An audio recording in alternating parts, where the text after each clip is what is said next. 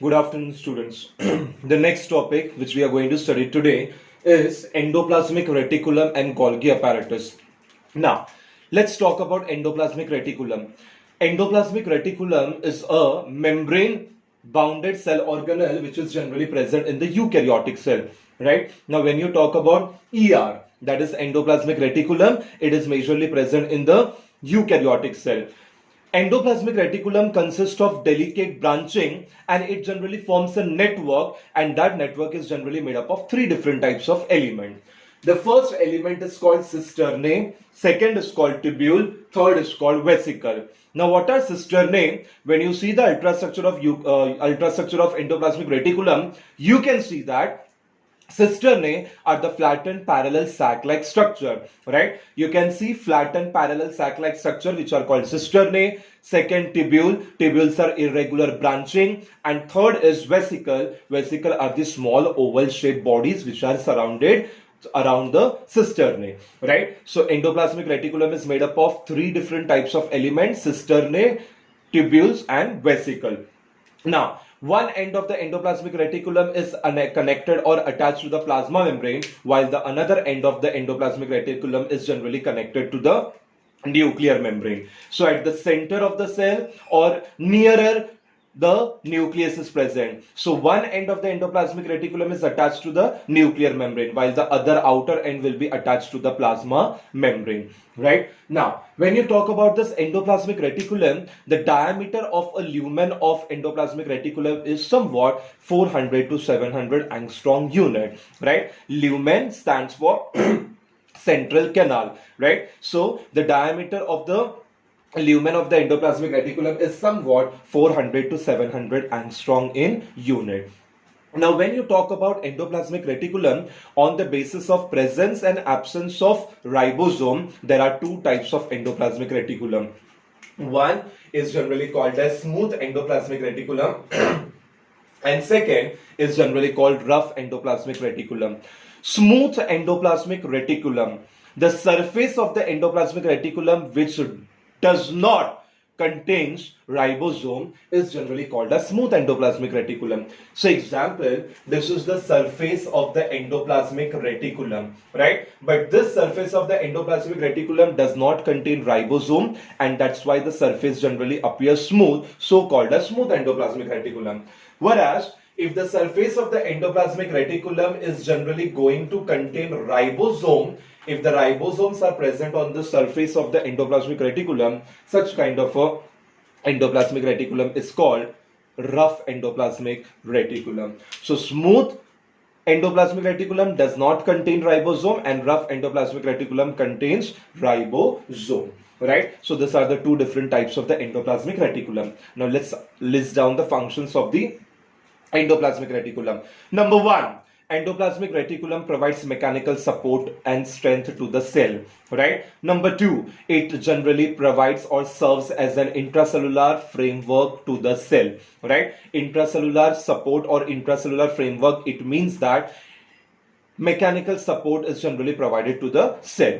Number three, glycogen and lipids are generally stored in the endoplasmic reticulum. Whatever the glycogen, lipids are there, fats molecules are there, they are generally stored in the endoplasmic reticulum.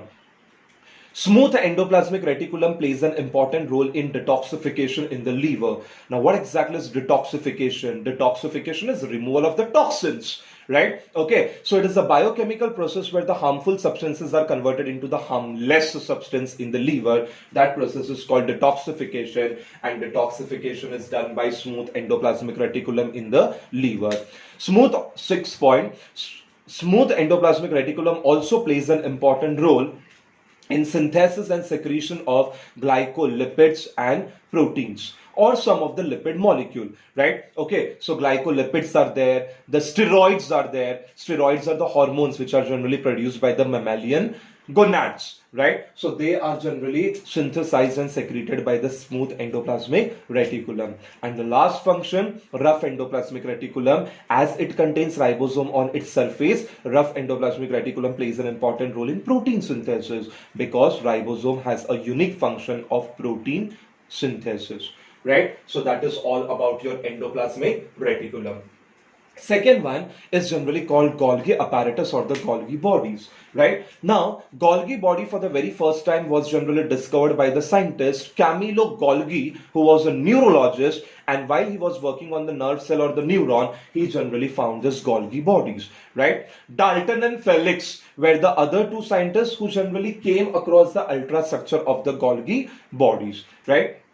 Now, ultrastructure of the Golgi bodies also shows the same point, that is, it is made up of three important elements: cisternae, tubule, and vesicle. What are cisternae? Cisternae are flattened parallel sac-like structure, tubule are irregular branching, and vesicles are the oval-shaped bodies, right? That is all about the ultrastructure of the Golgi bodies. Now, Golgi bodies also sometimes helps in the formation of a maturing, right, cease or the maturing phase, that is due to the structure of the Golgi bodies. Now let's talk about the functions of the Golgi body.